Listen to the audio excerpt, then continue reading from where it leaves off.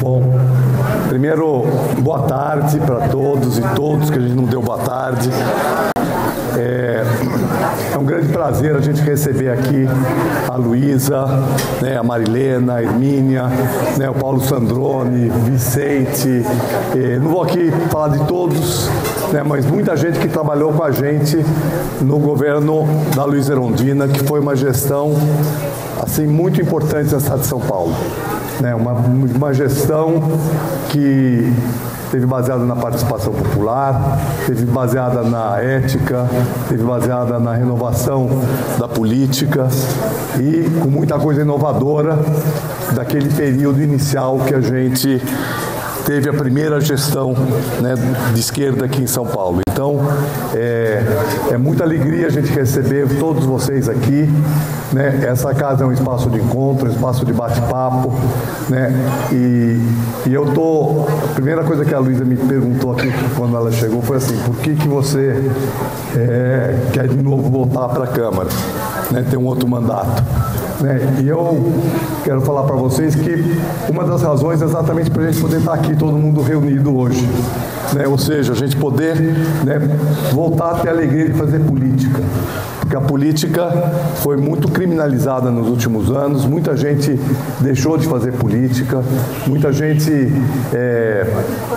né, achou que não valia a pena, né? E eu acho que a gente tem que ter esperança de poder fazer mudanças, poder colocar de volta a alegria do processo de fazer política, de interferir nas questões do nosso país, enfrentar toda essa situação que nós estamos vivendo já há vários anos, e também renovar a política no campo da esquerda, porque a esquerda muitas vezes também tem reproduzido políticas públicas, não, um jeito de fazer política tradicional. E isso, né, a gente sempre se opôs. Então, né, é muito bacana a gente ver todo mundo aqui. Né, vocês sabem, acho que quase todos sabem aqui que eu devo ser candidato agora a vereador, mas a intenção nossa é fazer uma campanha como essa, com gente que vem, que atua voluntariamente, que possa reunir outras pessoas, que a gente possa nos agregar para poder, dessa maneira, poder fazer as mudanças que vão ser feitas nesse país. São muitas, né, não vou falar aqui sobre elas, né, mas eu, né, queria aqui primeiro agradecer a todos vocês, todo mundo veio aqui, né, pagando, né, para poder almoçar, que a gente vai ter, né, um recurso para poder fazer as coisas iniciais da campanha. Quero agradecer muito todo mundo que, né, o pessoal aí da cozinha, da Leste 1, né, queria...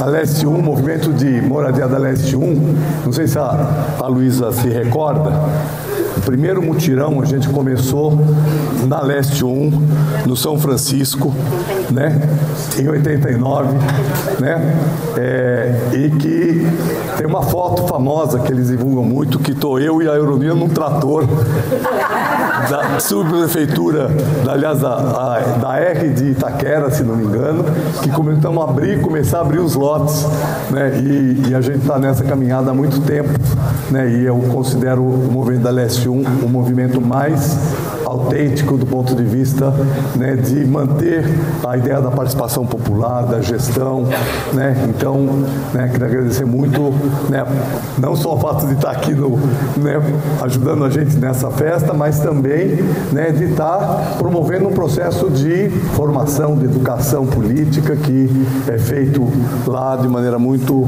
consistente. Então, eu vou aqui passar para nossas queridas companheiras que estão aqui para fazer uma breve fala, um bate-papo. A ideia, até a Hermínia, né, falou assim, não vamos fazer um comício e tal, porque realmente comício é uma coisa meio chata, né, todo mundo falando a mesma coisa e tal, né, mas a gente se encontrar não é chato e bater um papo, né, sobre a política, né, no Brasil hoje, em São Paulo, a importância da gente dar uma reviravolta nesse processo é extremamente importante. Então, né, eu vou aqui começar pela Hermínia, que é nossa companheira aqui de 50 anos, né? Quando eu entrei na FAO faz 50 anos, Hermínia, e eu conheci a Hermínia, e ela foi uma, né, das primeiras professoras, acho que foi a primeira professora que me levou para a periferia. Eu já tinha ido para a periferia antes, mas ela foi a primeira professora que levou a gente para a periferia para estudar habitação, para estudar. Então, quero agradecer aqui a presença dela e o carinho que todo mundo tem, né? Tem várias pessoas aqui que trabalharam com a gente também na gestão, né, na Secretaria de Habitação. Então, agradecer muito todos os que vieram aqui e que participaram dessa trajetória. Eu estava ouvindo a Luísa e a Marilena. Vou colocar a janela onde Foi não. Vocês imaginem o privilégio que é ouvir a Luísa e a Marilena. Esse não, esse aqui você. Posso. Desculpa. Tá. Pronto. Deixa eu levanto. Eu estava ouvindo, então, as considerações aqui da Luísa e da Marilena e fiquei pensando, cadê o microfone? Porque todo mundo precisa ouvir o que elas estão falando. Um papo gostoso, um papo tão cheio de vida e consistência, sabe, gente? Falando de que nós precisamos mudar a forma de fazer política. Elas vão falar, não é? E o que eu queria dizer para vocês claro, essa ideia de que o mundo está numa mudança profunda, isso todo mundo sabe. O capitalismo está indo para um beco, nós não sabemos para onde está indo, a desigualdade está aumentando no mundo, não é? Esse capital financeiro improdutivo mandando, a classe trabalhadora não tem mais aquela representação, os seus órgãos de organização não têm mais a mesma força. Nós temos, com essa revolução tecnológica, uma mudança absurda, inclusive na subjetividade, nos processos de comunicação. Nós estamos vivendo uma mudança muito forte, não é? Como se não bastasse tudo isso, o mundo está em perigo. O globo está em perigo, não é? Com a crise climática. Então, eu tenho pensado muito nisso tudo, que me dá uma espécie de angústia, né? Eu até fui convidada para escrever numa revista que está ligada ao Papa, e realmente as últimas encíclicas que ele tem divulgado são muito interessantes. A Laudato Si, e uma outra que ele defendeu aí na COP, na última COP, né? E passa por isso, sem dúvida nenhuma, né? Uma diferença no cuidado com o planeta e o amor no relacionamento e nas relações comunitárias, sociais, coletivas. Isso tudo, gente, apesar dessa coisa nova, dessa ideia de que nós temos que reformular a forma de fazer política, mas quando eu tenho a lembrança do que foi a nossa gestão na prefeitura,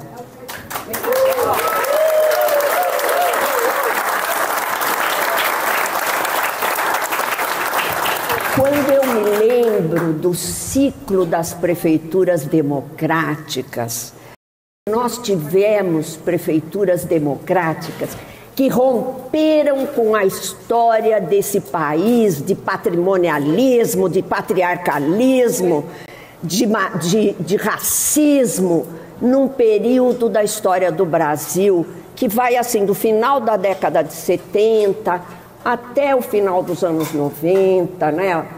Algumas fora daquele contexto, como foi o Haddad, alguns governadores. Naquele período, nós ficamos importantes no mundo. Nós fomos falar para o orçamento participativo, ele foi repetido em mais de 5.000 das principais cidades do mundo, minha gente. Era impressionante, urbanização de favelas, que era uma coisa que a gente levava, aquela cidade que hoje é invisível, voltou a ser invisível, era a nossa prioridade, não é? E eu fico pensando, eu vou terminar com isso, o quanto seria importante, nessa época de irracionalidade, não é? de ataque à ciência, ataque às políticas públicas, ataque aos direitos humanos, não é? O quanto seria importante recuperar essa memória. Eu tenho me perguntado muito, por que nós perdemos essa memória? Essa memória que está aqui presente, não é? Eu fiquei tão emocionada de encontrar, e ter o Paulo também aqui, não é? Essa memória de método, tinha método as nossas políticas. Elas se disseminaram no Brasil inteiro, elas foram de Manaus, de Porto Alegre, aliás, para Manaus, não é? Goiânia, hoje eu estava... O Pedro Wilson, que foi reitor da PUC, foi um prefeito incrível. Olha, no Brasil inteiro, no Nordeste, no Sudeste, no Sul, nós tivemos essas prefeituras de um novo tipo e o ciclo acabou. O que ele tinha de importante? Era uma organização capilar nos bairros, gente. Não era apenas na esfera institucional, abstrata, de poder, a qual os partidos estão hoje quase que não é, engolidos por ela. Era nos bairros. Vocês se lembram? Vocês se lembram. Vocês não são dessa época, a maior parte.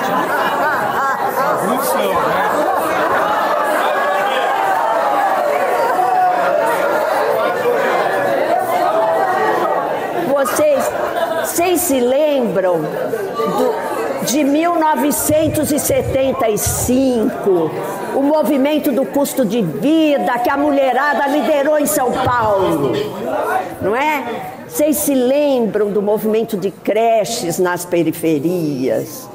A saúde da mulher, nunca me esqueço das mudanças que nós tivemos. O SUS não existia ainda, né?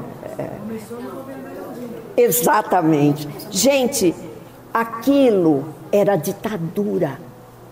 E o movimento social estava forte. É impressionante isso, gente. Era ditadura, cruel, terror, e o movimento social era forte, era criativo, e surgiram as prefeituras democráticas que acabaram com a ideia de copiar do primeiro mundo ou do capitalismo central as políticas e criou políticas originais, adequadas à nossa realidade. Então, o que nós precisamos, eu fiquei pensando assim no quanto me emocionou encontrá-las e o quanto a gente sozinho se sente mais fraco, não é? Diante de tanto absurdo que a gente ouve, não é? O quanto é importante nós nos unirmos. Nós estamos vendo aí esse esforço do encontro das periferias, que vai ser no dia 4 de agosto, não é isso? E fazermos novamente essa costura pela capilaridade dos bairros, dos movimentos, e trazer para a população que não conheceu o que foram nossos governos, não é? É como eu falei para vocês, desde a Maria Luísa Fontinelli, lá em Fortaleza, não é, Nabil? Passando pelo Olívio Dutra, maravilhoso, não é? Pelo Patrus Ananias, em Belo Horizonte. Gente, a Thelma, o Vitor Buais. Gente, nós não podemos admitir que essa memória seja apagada, gente. Nós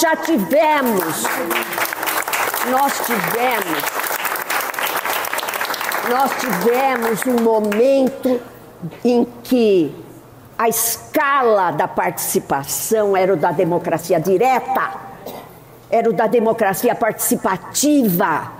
Não era essa coisa que você tem que fazer uma manifestação em Brasília. Era nos bairros, construindo a democracia de baixo. Eu descobri, eu estava falando para a Marilena, uma bibliografia europeia que os portugueses chamam democracia da proximidade.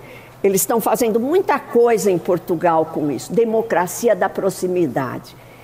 Nós, os idosos, não precisamos ir muito longe, nós podemos ficar onde a gente está e fazer a democracia local. E eu estou falando tudo isso porque nós estamos às vésperas das eleições e ninguém discute a questão local, urbana e rural, mas local, a produção de alimentos, não é? Todo o problema do meio ambiente, que tem tudo a ver com a mobilidade, com o saneamento, com o tratamento do resíduos sólidos, tudo isso que nós temos onde buscar método, inspiração, proposta. Então, vamos ver se a gente arma alguma coisa muito rapidamente para discutir o que foi a gestão Erundina. Nós temos fotos, nós temos documentos maravilhosos para trazer de volta. E eu desconfio que isso vai dar muita força para as pessoas que nunca viram uma proposta vitoriosa, realizada na prática. Experiência histórica. Vamos recuperar. Muito obrigada, gente.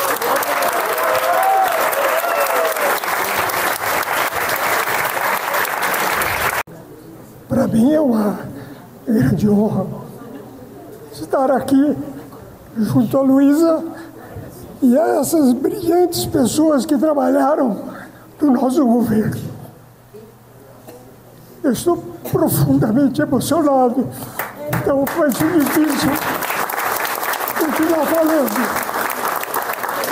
Mas eu espero me controlar para dizer aqui algumas coisas que não só se referem ao governo que a Luísa Erundina liderou, mas também quase todos os avanços que essa cidade teve em função do desenvolvimento urbano, políticas concretas em prol dos mais pobres, foram realizadas nos governos que começaram com a Luísa, o governo do PT, e os sucessivos governos da Marta e do Haddad, com todos os retrocessos que ocorreram. Foi um grande avanço que nós tivemos nesses governos. Hoje nós presenciamos um retrocesso com os governos que começaram com o Dória e agora estão nas mãos do atual prefeito Nunes. É muito importante que esse executivo seja recuperado. E com todos os nossos esforços, ele será recuperado agora nas próximas eleições. Mas isso só não basta, porque a experiência mostra que a Câmara de Vereadores tem um poder enorme na fixação das novas políticas, e o que foi comprovado agora na revisão desse plano diretor. Se nós não conformarmos uma bancada de vereadores que possa fazer a diferença na Câmara de Vereadores, por mais que tenhamos um executivo nas nossas mãos, será difícil implementar as nossas políticas em prol dos mais pobres, que é essa a nossa missão. Então, está aqui o companheiro Nabil, que teve enorme importância nos dois planos diretores de 2002 e 2014, onde ele teve um papel relevante na sua relatoria.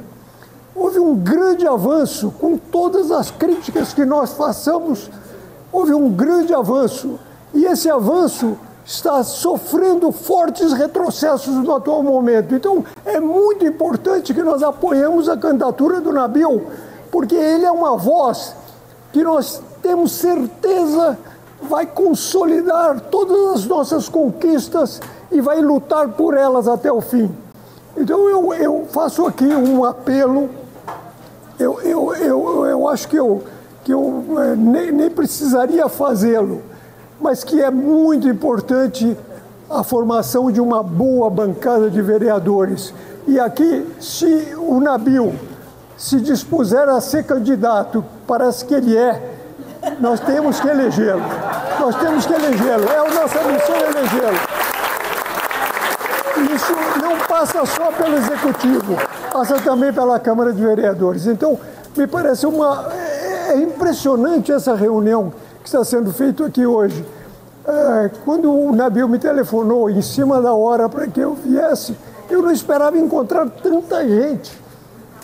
Tantos velhos companheiros e companheiras que tiveram uma profunda relação conosco no governo da Erundina estão aqui, e muitos novos também, pessoas mais novas que representam uma nova geração de apoio, e eu tenho certeza que com esse apoio e com a nossa força nós chegaremos lá. Nós vamos conquistar esses vereadores, porque me parece que é uma das missões mais importantes, além de eleger um bom executivo. Muito obrigado e desculpem aqui Obrigado.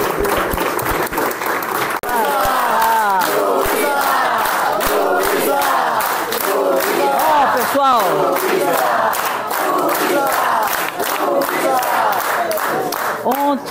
ontem à tarde, eu, Muna e Camilo é um jovem que é da nossa equipe, da área de comunicação e que também é motorista.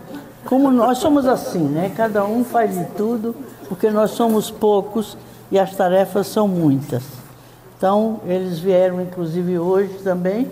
A Muna está ali, o Camilo está lá atrás. E nós tínhamos o compromisso de virmos a esse encontro aqui. Mas até ontem à tarde, até ontem à noite, até hoje cedo, quando eu acordei 8 horas, 8 e pouco, eu tinha dúvidas se eu viria. Mas eu tinha dúvidas se eu conseguiria vir. Vocês sabem que eu tive um problema de saúde muito grave. Eu ainda estou de licença médica, mas estou me recuperando. Mas até hoje cedo eu não tinha certeza que se eu chegaria aqui, em condições inclusive de estar conversando, fazendo discurso, e porque inclusive disseram que tinha uma rampa, e eu tinha medo de fazer uma rampa e não dar conta para chegar até o final. Viemos, depois eu disse, Buna, vamos. Camilo, se o Camilo puder vir junto com a gente vai junto com o Camilo também, né? E eu quero ir ao encontro. E eu acho que eu tinha que vir a esse encontro. Eu tinha que vir a esse encontro porque dá para perceber a potência desse encontro. Não é o número de pessoas. Tem muito mais gente que poderia estar aqui, mas que pessoas estão aqui? Pessoas que vieram aqui hoje. Não é só as pessoas que viveram o nosso governo diretamente como membros do governo, mas o nosso governo deixou tantos desdobramentos, deixou tantos filhotes que vêm surgindo ao longo das décadas. Né? O nosso governo já tem mais de 30 anos, 34 anos. Aí a gente pergunta, como é que um governo, uma experiência de 24 anos, permanece tão vivo, tão viva essa experiência na vida de uma cidade, na vida das pessoas e na vida das forças políticas que viveram aquela experiência? Eu só tenho uma resposta. É uma experiência que foi realizada com efetiva participação das pessoas que compuseram as equipes de governo, seja a equipe central de governo, o secretariado, os administradores regionais, os servidores públicos todos, que não eram do nosso governo, muito pelo contrário, Muitos vieram de gestões anteriores e que tinham preconceito contra nós, do PT, da esquerda, porque a nossa imagem junto a essas pessoas não era muito boa.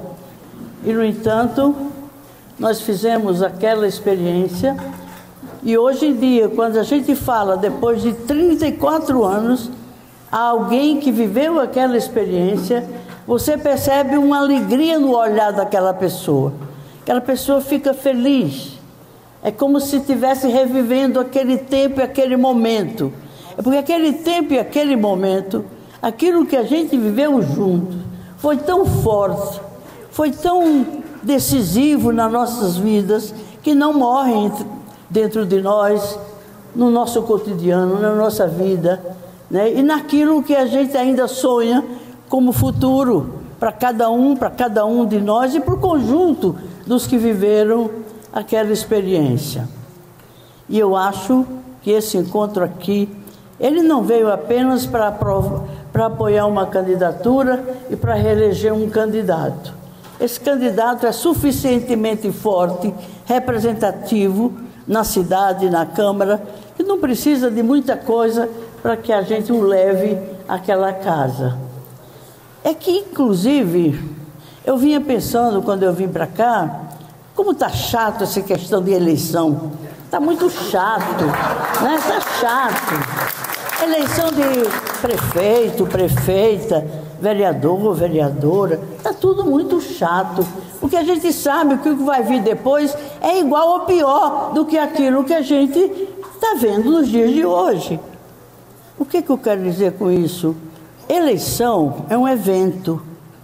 É um evento na vida de um partido, junto com outros, ou em oposição a outros partidos, e resulta não mais, nem menos do que 55 vereadores, um prefeito ou uma prefeita, que vai repetir um governo que não é muito diferente dos que vieram antes. Algumas nuances podem identificar essa experiência, mas isso significa que a experiência não só de eleições, não só de governos, não só de partidos políticos, mas da própria política. Nós estamos vivendo um momento de esgotamento da política. E nós não podemos conviver com isso, porque isso se reflete no nosso bem-estar, até pessoal, né? Porque nós nascemos na política, mesmo sem ter participado de partido antes do PT, né? Mas a gente tem um apelo muito forte, pelo menos eu tenho, e eu percebo que as outras pessoas têm, as pessoas mais próximas da minha trajetória de vida, todas elas têm um forte apelo pela política. E não por essa política que a gente convive e vive nela toda eleição. Então eu vim para cá, eu acho que eu tinha que vir para cá, porque vocês vão me ajudar a descobrir qual é a saída para a gente renovar a política e começar a viver de novo a política.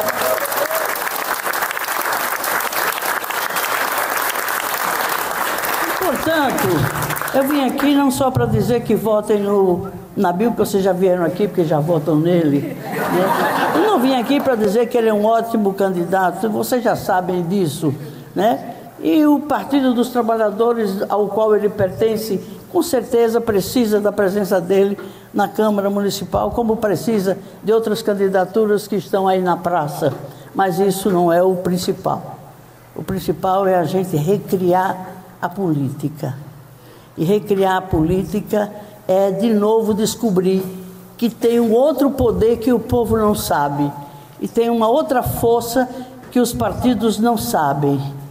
E tem uma outra realidade que poucos conhecem essa realidade, que é a realidade do povo.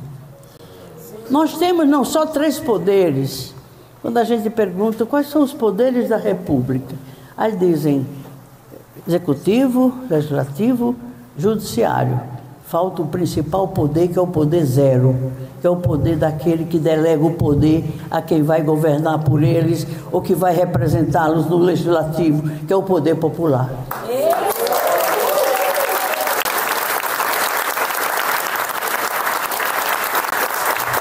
E a crise da política e dos partidos políticos, sobretudo dos partidos do nosso campo, é que eles se distanciaram do poder popular.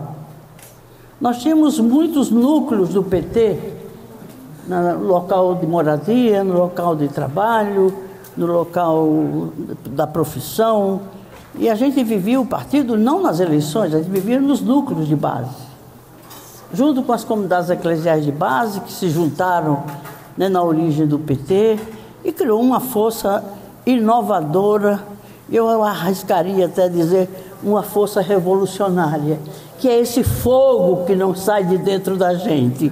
Nós estamos aqui todos com muito fogo, com muita energia, com muita esperança num futuro que vai vir, não pela eleição, mas pelo que a gente fizer do tempo dessa eleição. Que tipo de governo a gente quer? Não pode ser sequer aquele governo que nós fizemos e que tem sucesso, teve sucesso, ao ponto de ainda hoje a gente se sentir como se estivesse vivendo aquele tempo. Não pode, não dar conta. São 34 anos, o mundo mudou, a cidade mudou, o país mudou, as relações de força e de sociais mudaram. O povo está mais pobre do que antes, o povo está mais desorganizado do que antes, o povo está mais alienado do que antes. Milhares, 300 mil pessoas, segundo dados de pesquisa recente, são pessoas que vivem na rua nesse país. Um país que é uma das 4 economias do mundo. Isso não pode estar certo. Portanto, minha gente, esse grupo aqui tem uma potência enorme. Não dá para sentir, inclusive, a potência de vocês aqui. Não como votos, né, mas como sujeitos políticos. Sujeitos políticos que sabem do que é política. Já viveram a política nas suas vidas, sentem falta dela, mas não conseguem encontrar mais nos partidos que estão aí, até mesmo naquele que a gente ajudou a criar. Portanto, tem uma tarefa urgente para todos nós aqui, além de eleger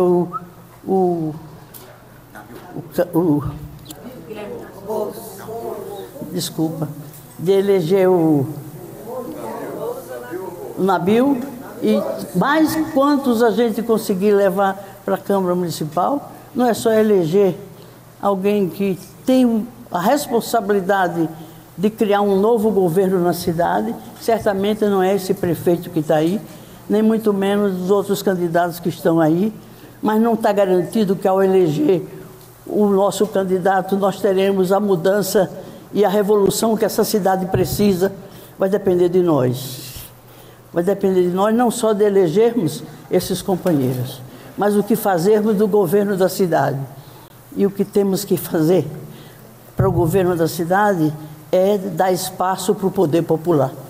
E esse poder popular, ele precisa ser mobilizado, ele precisa ser organizado, ele precisa se perceber como poder, mas precisa ter um espaço para exercer esse poder. Eu não quero mais fazer partido para eleger prefeito, deputado, senador, vereador, presidente da República. Eu quero um partido para transformar o mundo. Eu não quero só transformar o Brasil, eu quero transformar o mundo. E eu não tenho mais muito tempo, mas tem o povo, vocês todos são o mesmo povo que vai estar sempre junto para a gente construir um outro mundo, a partir do nosso pedacinho de casa, do nosso bairro, da nossa cidade, do nosso país, do nosso continente, do mundo.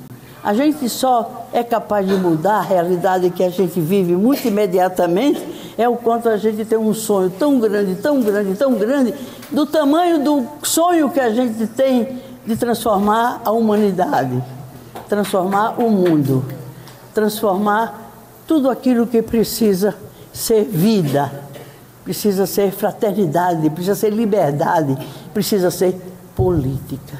Acho que eu vim para cá hoje para dividir com vocês essas minhas aflições, as minhas angústias. E eu tinha toda a condição de vir aqui. E eu vou sair melhor do que eu cheguei. Inclusive, porque eu... Sabe por quê? Sabe por quê? Sabe por quê? Eu estou amando tanto hoje nessa sala.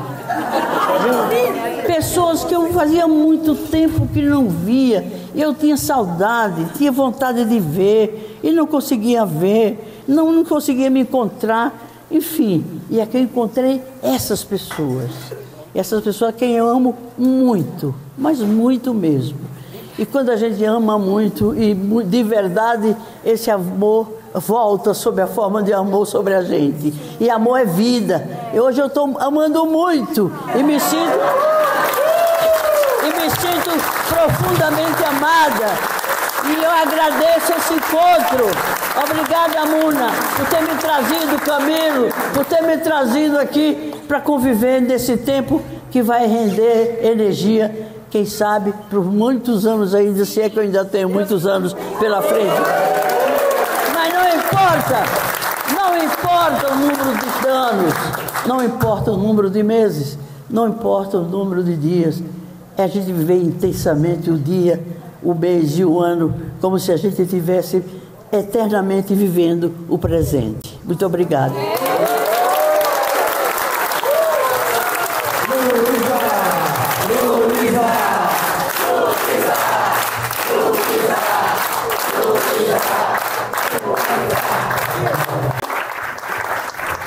Eu ia falar antes da Luísa e ela pediu para falar antes de mim. Então vai ser um anticlímax a minha fala, porque o que nós queríamos ouvir, ela disse, né? Então, eu vou fazer uma coisa que eu me sinto tentada a fazer ultimamente. Espero que vocês tenham um pouquinho de paciência. Eu me considero uma pessoa do século XX, né? E da primeira metade do século XX, porque eu nasci em 1941. Então, eu não vou entrar no século XXI. Meus netos já desistiram, meus filhos e meus netos já desistiram de me fazer entrar no século XXI. Eu acho o século XXI intolerável. Intolerável. O máximo que eu consegui foi ter um celular para telefonar e receber telefonema e fazer essa coisa chamada Pix. Afora isso, eu não tenho mais nada. E no meu computador, quando mandam PDF, eu imediatamente mando uma mensagem dizendo: mandem o Word Doc. Eu não tenho nem DocX, eu tenho Doc. Porque no PDF eu não posso marcar as coisas e não posso assinar. Então, vocês estão vendo que eu sou um fracasso total no século XXI. E fico muito impressionada quando a gente vai... E eu estou falando isso porque eu vou enfatizar a questão dos movimentos sociais. Quando a gente vai, por exemplo, num restaurante, uma mesa redonda, tem uma família, tem 6 pessoas. Nenhum está conversando com o outro e cada um está com um celular. E eu fico pensando, que dia e que hora eles conversam? Será que conversam em casa? Será que eles chegam ao mesmo tempo? Né? Às vezes você vai dar aula e tem aluno... Eu digo, não impeço o uso do celular, de jeito nenhum. Mas, por favor, saia da sala, porque você me incomoda com isso. Porque eu estou falando aqui e eu me sinto uma palhaça. Porque você está em outro lugar. Se você está em outro lugar, fica lá no corredor. Não comigo. Então, isso é só para dizer para você. Vou dar mais um exemplo do meu fracasso para entrar no século XXI. Meus filhos, a minha filha, meu filho, me deram um presente. Uma inteligência artificial chamada Alessa. Que é porque eles achavam que eu estava muito desinformada, então, Alessa fala CBN, Alessa fala Band. E ela toca música. Mas eu estava com uma dúvida. De que o Machado de Assis tinha colocado a frase ao vencedor as batatas. Se era no Dom Casmurro ou no Quincas Borba. Então eu disse: Alessa, localize na obra de Machado de Assis onde ele diz ao vencedor as batatas. Resposta da Alessa: o mercado de batatas hoje, isso para mim é o século XXI. Então, é o anticlímax, entendeu? Bom, então, feita essa abertura que é mais um desabafo, eu queria retomar o que a Hermínia, a Luísa e o Nabil disseram da capacidade de invenção política que nós tivemos. né? Em todas as áreas, em todas as áreas. No meu caso, coube a cidadania cultural, mas em todas as áreas, meu Deus, a tarifa zero. Paulo Freire na educação, sabe, as coisas que Hermínia fez, né? Enfim, em todas as áreas, não é que nós tivemos ações que foram importantes. Nós recebemos e devolvemos criações institucionais. Quando a gente fala que é um poder popular, é nesse sentido, de que ele não se esgota numa demanda. Ele se realiza numa ação que fica e que permanece como uma ação institucionalizada, política e histórica. Quando a gente fala em poder democrático, em poder popular, é nisso que a gente está falando. Na inscrição histórica de ações que pareceriam efêmeras, se elas não fossem, desde a sua origem, sustentadas por um movimento social. Eu enfatizo isso também porque a grande novidade, porque antes de eu falar a parte de anticlímax, porque eu vou terminar com anticlímax, mas enquanto estamos contentes e felizes, uma das coisas que eu acho muito impressionantes e que vem desde o final do século XX e pega o XXI, é o fato de que a democracia passou a ser pensada pela pluralidade dos movimentos sociais. Não é que são muitos movimentos sociais, é que os movimentos são qualitativamente distintos, porque eles estão voltados para a garantia ou a criação de direitos diferentes. Então, você tem o movimento da moradia, mas você tem o movimento feminista. Você tem o movimento feminista, mas você tem o movimento dos transgêneros. Você tem, e assim por diante. Ou seja, essa multiplicação dos movimentos e o fato de que eles tenham um enclave de institucionalização muda a face da sociedade, muda a face da política e assegura concretamente aquilo que eu chamo de democracia. A democracia liberal está ligada à ideia da existência de partidos políticos, eleições, a existência de uma Constituição e a ideia do cumprimento da lei e nos três poderes, né? O judiciário, o executivo e o legislativo. E a vontade da população, a vontade do cidadão se manifesta durante a eleição. Isso não é a democracia, isso é o liberalismo.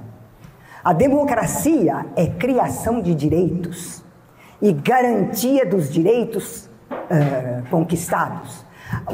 A democracia se realiza como o campo pelo qual a sociedade se apresenta ininterruptamente voltada para a exigência, a criação, a garantia e a manutenção de direitos em todas as esferas.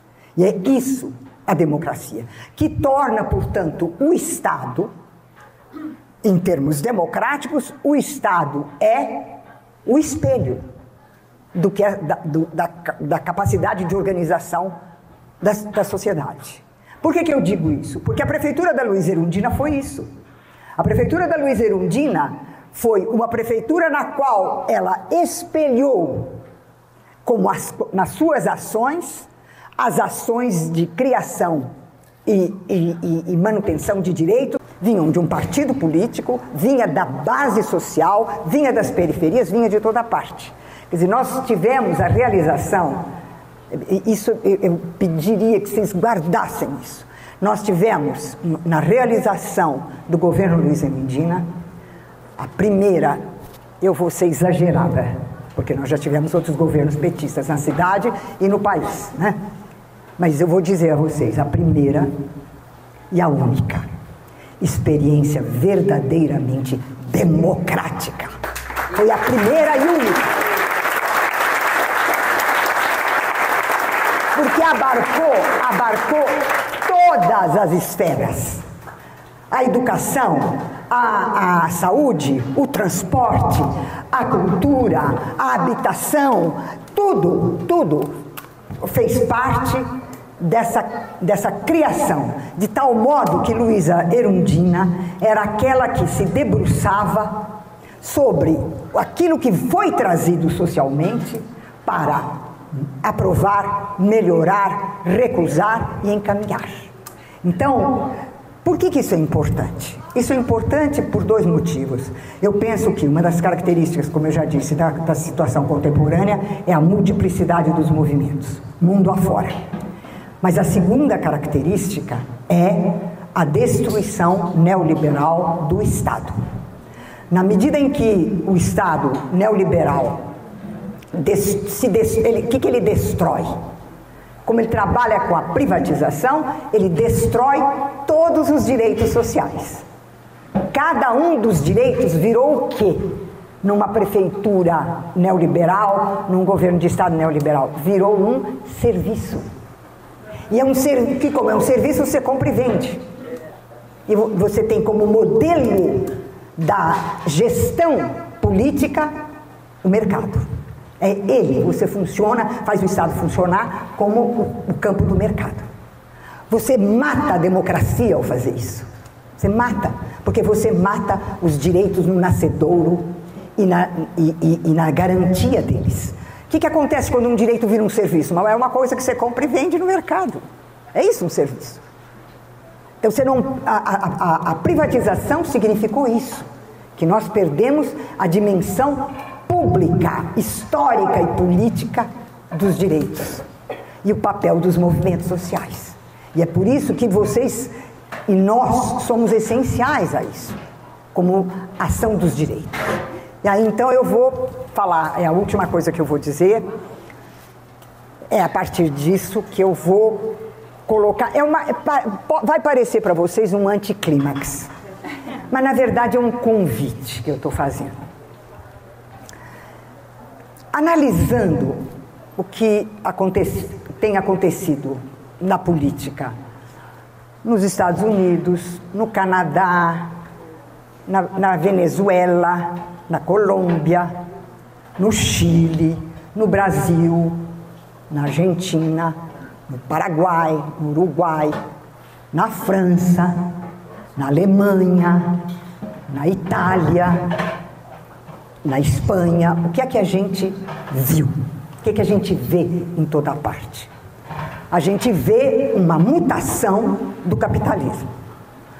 Na medida em que Veja, eu estou enfatizando isso porque o que o Marx nos ensinou a compreender? O industrial. E nós estamos vivendo o capitalismo pós-industrial. Qual é a tarefa que nos cabe? Porque o que é que Marx descobre, desenvolve e propõe? A divisão social das classes, a burguesia e o proletariado. E a maldição da pequena burguesia, né? A classe média odiosa.